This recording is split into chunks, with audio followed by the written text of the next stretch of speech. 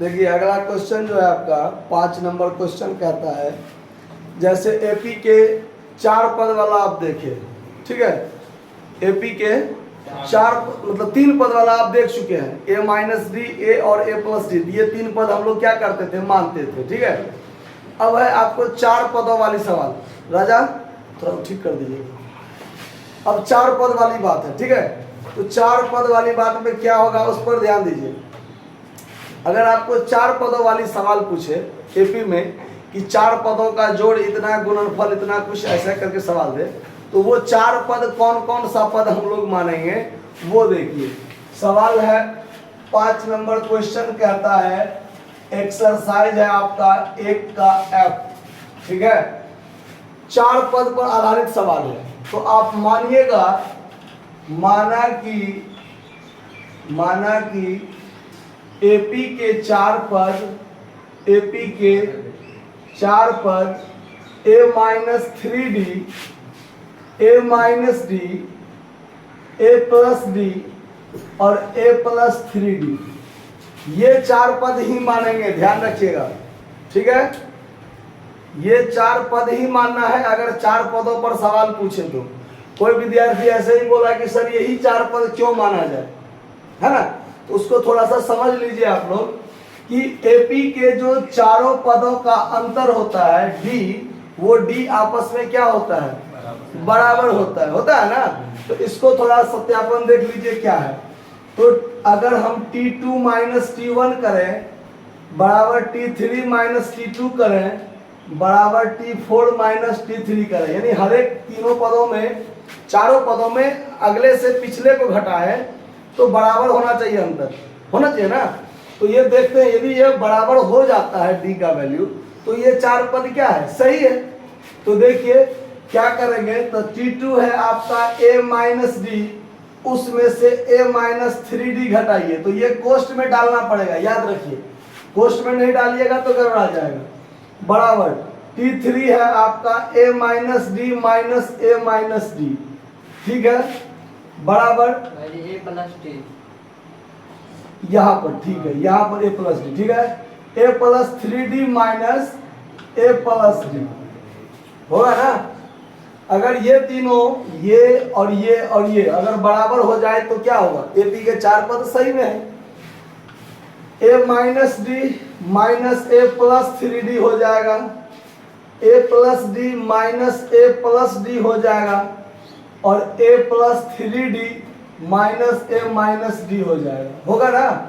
अब देखिए ये माइनस में प्लस में कट गया, तो 3D में से d घटा तो क्या बचा, 2D, a plus minus plus cut गया, डी जोड़ दिए तो 2D, ये प्लस माइनस कट गया तो 3D में से d गया तो 2D। देखिए ये तीनों आपस में बराबर हो गया ना। इसी आधार पर कहा जाता है कि ये चारों पद जो है वो क्या है, एपी में है। तो अब इस आधार पर देखिए आगे का सवाल क्या कहता है। 4 पद हो गया एपी में, 4 पद हो गया। अब सवाल में कहता है कि चारों क्रमिक पदों का योग क्या है, 24 है। तो अकॉर्डिंग टू क्वेश्चन पर हम लोग चलते हैं, a minus 3D plus a minus D plus a plus D plus a plus 3D बराबर कितना, 24, है ना। अब देखिए ये प्लस में माइनस में कट गया, ये माइनस में प्लस में कट गया, तो 1 2 3 4 गो a बचा आपको प्लस में बराबर 24। तो a बराबर 24/4 हो जाएगा, तो क्या हो जाएगा, 6 होगा ना। तो a बराबर आपका 6 हो गया, एक चीज निकल गया आपको, इसमें कोई दिक्कत। अब आगे क्वेश्चन कहता है कि इनका जो गुणनफल है वो 945 है। चारों का गुणनफल क्या है, 945 है। अब चलिए पुनः हम लोग चलते हैं, a minus 3D into a minus d into a plus d into a plus 3D equal to 945 हो गया ना। यदि चारों को हम लोग आपस में गुणा करें तो ये ऐसे ही ना गुणा करेंगे, बराबर 945, इसमें कोई दिक्कत।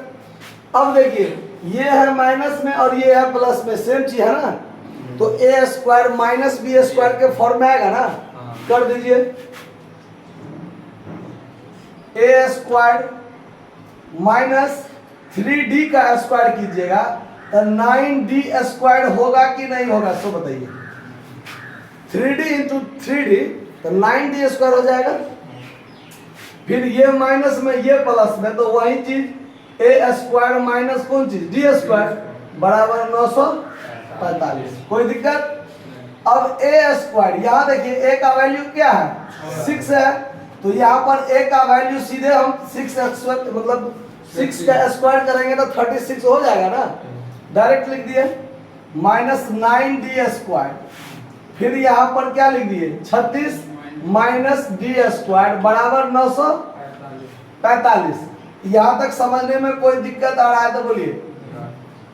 अब देखिए, अब इस दोनों को गुना करना है, इस दोनों को क्या करना है गुना करना है। तो कैसे गुना कीजिएगा, तो 36 गुने 36 माइनस डी स्क्वायर और माइनस डी स्क्वायर गुने 36 माइनस डी स्क्वायर बराबर 945। यानी इसको कॉमन लिए तो फिर इसको रखे, फिर इसको कॉमन लिए फिर इसको रखे, तो दोनों से गुना हो गया पूरा।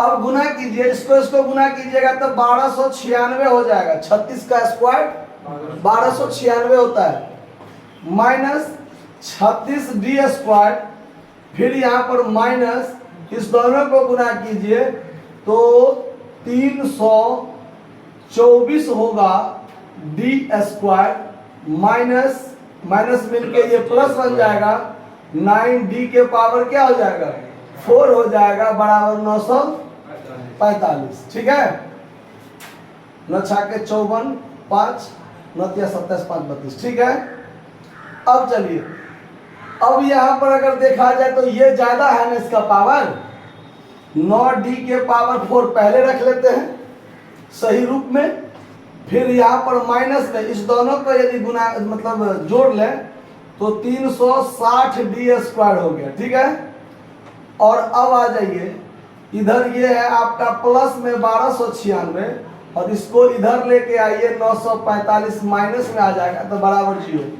ठीक है, 9d के पावर 4 माइनस 360d स्क्वायर।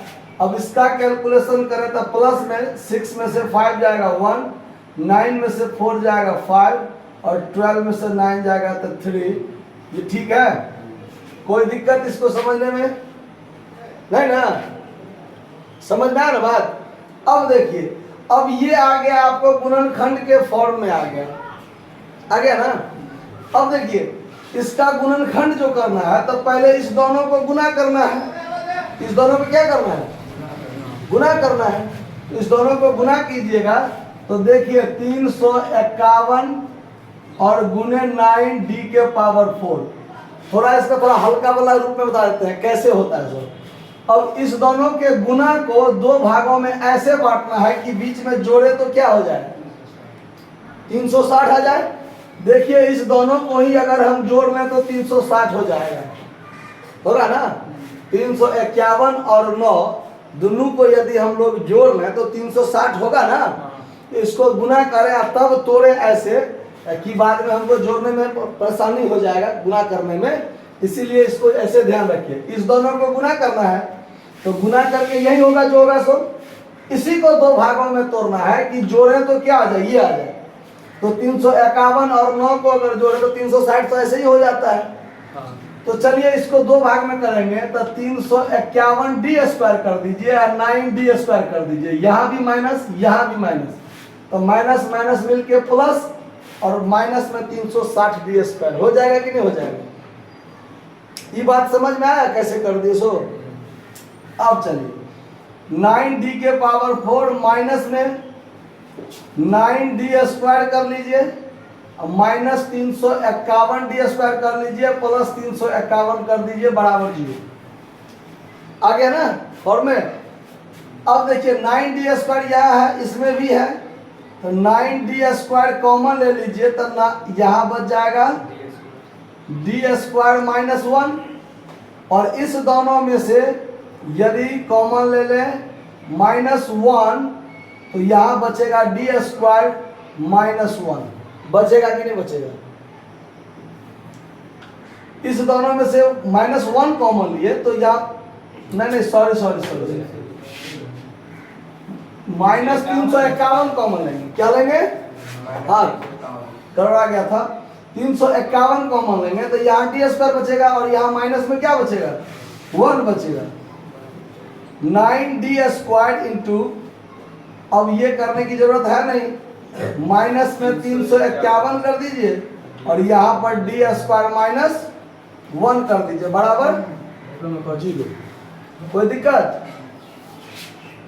कहीं कुछ छूटा नहीं ना? देख लीजिए 9d square minus 351 D square minus 1, ये ठीक है। यहाँ बराबर 0 हो जाएगा। अब यहाँ पर भी चाहिए, देखिए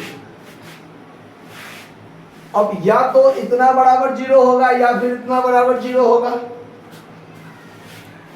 9d स्क्वायर माइनस 351 बराबर 0 यदि, तो 9d स्क्वायर बराबर में क्या हो जाएगा? 351, तो डी स्क्वायर बराबर क्या हो जाएगा?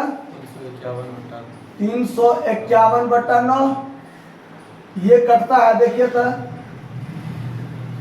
9 तिया 27, 8 9 9 81, डी स्क्वायर बराबर 39, तो डी बराबर √39। इसका वर्गमूल तो नहीं टूटेगा, वर्गमूल नहीं टूटेगा इसका, तो ये फिलहाल इनवैलिड हो जाएगा। फिर देखिए यदि D square minus 1, D square minus 1 बराबर 0, तो डी बराबर 1 हो जाएगा। डी स्क्वायर बराबर डी बराबर √1, तो डी बराबर ±1। ये आपका सही आंसर की तरफ आपको ले जाएगा, है ना। अब आइए, यदि a बराबर 6 हो गया और d बराबर +1 है, तो पहला पद आपका क्या है? a minus 3d, a minus 3d, a का वैल्यू 6 रख दीजिए, -3 गुने 1 रख लीजिए, तो 6 में से 3 गया तो क्या बचा? 3 बचा। a माइनस d कीजिएगा तो 6 माइनस सीधे 1 घटा दीजिए, क्या बचा? 5। फिर a प्लस d कीजिएगा तो 6 + 1 कर लीजिए, क्या बच गया? 7। और a प्लस 3d कीजिए तो 6 + 3 गुने 1, तो 6 3 मिला के 9 हो गया ना। यही आपका क्या हो जाएगा? आंसर।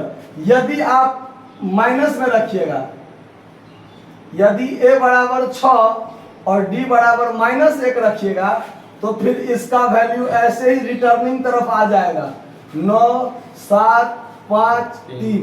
आप लोग खुद कैलकुलेशन कर लीजिएगा, ऐसे ही सबका मान भरिएगा, ठीक है। ऐसे मान भरिए, जैसे इसका मान यहाँ 5 3 आया ना, तो इस पहले आपको क्या आ जाएगा? पहले 9 आ जाएगा, फिर दूसरा में आपको 5 आया, तो इसमें उल्टा तरफ जाइएगा तो 7 आएगा, फिर 5 आएगा, फिर 3 आ जाएगा। कोई दिक्कत समझने में?